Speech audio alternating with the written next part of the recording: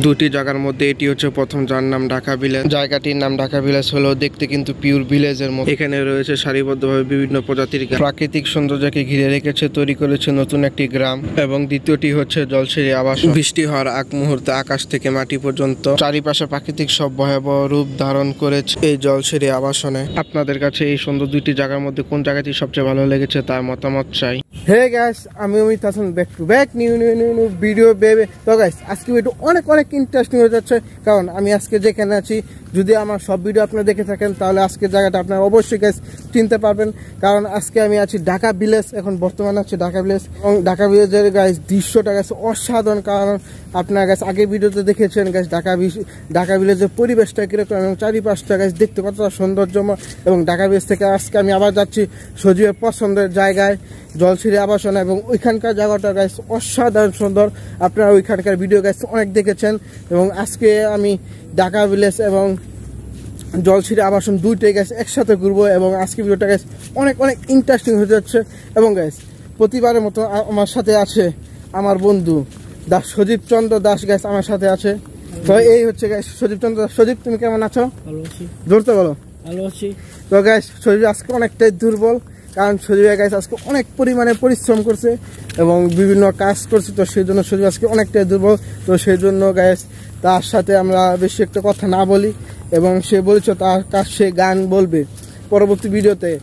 তো আমরা এই সপ্তাহে তার কাছ থেকে গান না শুনি, পরবর্তী যে কোনো ভিডিওতে আসবে তো সেই সময় তার কাছ থেকে গান শুনবো। আর গাইস আপনাদেরকে ঢাকা ভিলেজ গাইস অপূর্ব সৌন্দর্যময় গাইস দৃশ্যটা দেখানো উচিত। আরেকটা কথা বলি গাইস, নানান ধরনের গাছপালা আছে এবং নানা ধরনের গাছপালাতে গাইস বিভিন্ন প্রজাতির গাইস পাখি বসে আছে এবং তাদের কিচিমিচি মধুসূদের গান গাছ দেখতে অসাধারণ। এবং ঢাকা ভিলেজের জায়গাটা গাছ অসাধারণ, চারিপাশে গাছ গাছগাছালি ভরা এবং সবুজ প্রকৃতি ভরা, দেখতে গাছ অসাধারণ মনোরম পরিবেশ এবং শান্তশিষ্ট। এই হচ্ছে ঢাকা ভিলেজ। গাছ দেখতে পাচ্ছেন সারিবদ্ধভাবে গাছ হয়ে আছে এবং প্রতিটা একটু ফাঁক একটু তো প্রতিটা জায়গায় দেখতে পাচ্ছেন গাছ প্রচুর পরিমাণে গাছ রয়েছে, যার কারণে গাছ ঢাকা ভিলেজটা দেখতে অনেকটা সৌন্দর্যময় রয়েছে এবং সারিবদ্ধভাবে প্রতিটি জায়গাতে গাছ রয়েছে। এবং এই গাছে বসে আছে নানান প্রজাতির পাখি এবং তাদের কিচিমিচির শব্দ মধুসূদর গান গায়ে শোনা যাচ্ছে, আপনারা লক্ষ্য করলে গাছ বুঝতে পারবেন। এবং এই ঢাকা ভিলেজটা দেখতে অনেকটা সৌন্দর্যময় এবং চারিপাশ গাছ পুরো সবুজ প্রকৃতিতে ভরা। তো গাইস আমি আশা করবো যারা ঢাকা ভিলেজ আসবে তারা গাইস এই জায়গাতে আসলে গাইস অনেকটাই শান্তিপূর্ণভাবে পরিবেশ পাবে এবং এই জায়গাটা পুরোটাই শান্তিপূর্ণ।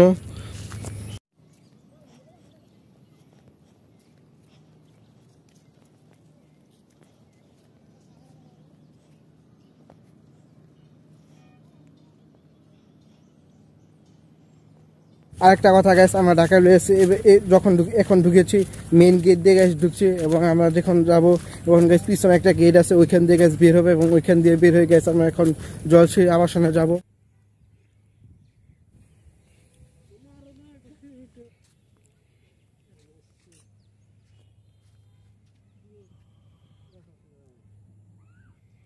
এখন ঢাকা ভিলেজ থেকে চলে যাচ্ছি এবং গাইস ঢাকা ভিলেজের শেষ প্রান্তে একটা গাছ রাস্তা আছে ওইখান দিয়ে চলেছে এবং শেষ প্রান্তে গেছে একটা বাড়ি আছে ঢাকা ভিলেজে, ওইটা গাছ দেখতে অনেকটা সৌন্দর্যময় এবং তার চারিপাশে গাছ অনেক গাছপালা আছে, ওইটা আপনাদেরকে গাছ আগে ভিডিওটা দেখাইছি, কিন্তু গাছ এখন আবার এই ভিডিওতে আপনাদেরকে ওইটা দেখাবো।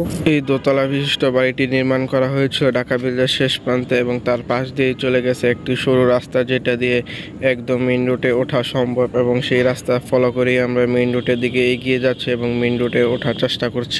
তো গাইস আমি সজীব চলে আসলাম জলছড়ি আবাসন, সজীবের পছন্দের জায়গাতে চলে আসলাম। এবং আজ থেকে বিগত 2-3 সপ্তাহ আগে গ্যাস আমরা এই জায়গাতে এসেছিলাম, তো ওইটার ভিডিও গ্যাস আপনি আগে দেখেছিলেন, তো ওই সময় গ্যাস কী হয়েছিল এই জায়গাতে।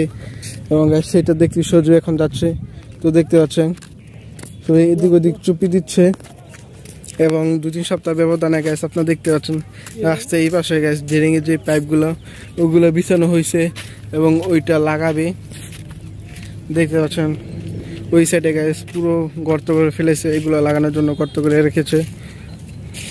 আরেকটা যেটা বিশেষ কথা হলো সেটা হলো গ্যাস এই জায়গাটা গ্যাস একটু পরে গ্যাস আরও সৌন্দর্য গ্যাস দ্বিগুণ হয়ে যাবে। এখন যেটা আছে গ্যাস চারিপাশ যে সৌন্দর্যময় জায়গা ওইটা গ্যাস কিছুক্ষণ পর আরও দ্বিগুণ হয়ে যাবে, যখন গ্যাস সূর্যটা আর একটু নিচে নামবে এবং একটু সন্ধ্যা দিক হয়ে যাবে এবং চারিপাশটা গাইস অনেকটাই সৌন্দর্যময় পরিণত হবে, যেটা আমি আগে দেখেছি এবং আপনাদেরকে গাইস দেখানোর চেষ্টা করেছি। এবং এই ভিডিওটা যদি পারি তাহলে আপনাদেরকে গাইস দেখাবো।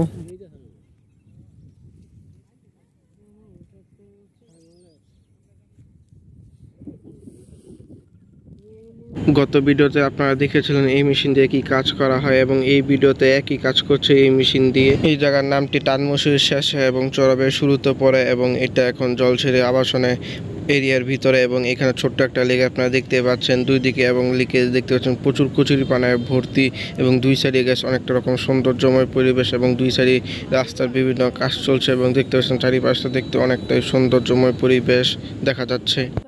তো গাইস এই হচ্ছে এখানকার অবস্থা, আপনারা দেখতে পাচ্ছেন এখন গাইস অনেকটা সৌন্দর্যময় দেখাচ্ছে।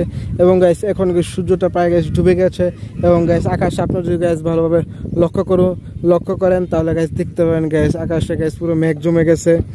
মনে হচ্ছে গাইস কিছুক্ষণ পরে গাইস বা একটু পরেই বৃষ্টি নামবে। তো সেই আবহাওয়াটা গাইস এখন হচ্ছে, এবং বৃষ্টি নামার আগ মুহূর্তে গাইস যে পরিবেশটা দেখা দেয় চারিপাশ, ওইরকম পরিবেশ, শীতল বাতাস এবং ঠান্ডা আবহাওয়া, এবং চারিপাশটা গাইস মোটামুটি অনেকটাই অন্ধকার হয়ে আছে, এবং আকাশটা গাইস অনেকটাই মেঘাচ্ছন্ন দেখা যাচ্ছে, আপনারা গাইস দেখতে পাচ্ছেন। এবং চারিপাশটা দেখতে গেছে অনেকটা সৌন্দর্যময় হয় বিকেল টাইমে, আপনাদেরকে আমি বলেছিলাম। এবং সেই গ্যাস অবস্থাটাই এখন গ্যাস দেখা যাচ্ছে। এবং গ্যাস আর একটু সামনে যদি আমি আপনাদেরকে দেখাই, ওইটা গ্যাস দেখতে পাবেন চারিপাশ গ্যাস পুরো অন্ধকার হয়ে গেছে, মেঘে আচ্ছন্ন হয়ে আছে। একটু পর গ্যাস মনে হচ্ছে মেঘ নামবে।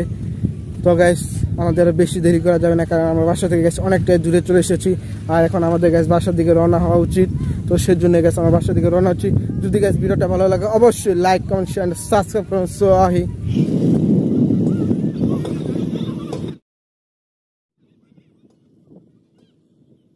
এই জায়গা থেকে যে তারা ফুটবল